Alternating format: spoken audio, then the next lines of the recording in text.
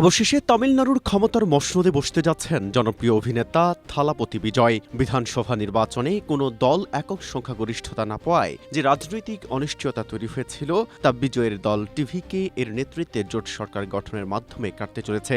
নির্বাচনী সমীকরণ অনুযায়ী ২৩৪ আসনের তামিলনাড়ু বিধানসভা সরকার গড়তে প্রয়োজন ছিল ১১৮টি আসন। থালাপতি বিজয়ের দল ১০৮টি আসনে জয়লাভ করলেও পরবর্তীতে একটি আসন ছেড়ে দেওয়ায় তাদের কার্যকর সদস্য সংখ্যা দাঁড়ায় ১০৭-এ। ম্যাজিক ফিগার থেকে সামান্য দূরে থাকা টিভিকে শেষ মুহূর্তে পূর্ণ সমর্থন জানিয়েছে কংগ্রেস, ভিসিকে, সিপিআইএম এবং সিপিআই। এর ফলে বিজয়ের নেতৃত্বাধীন নতুন জোট ১১৮ আসনের ল্যান্ডমার্ক স্পর্শ করে সংখ্যাগরিষ্ঠতা নিশ্চিত করেছে। স্ট্রবেরি সুপার ডটেড ও ক্লাসিক ভ্যারিয়েন্টে সেন্সেশন জাগুক শিহরণ।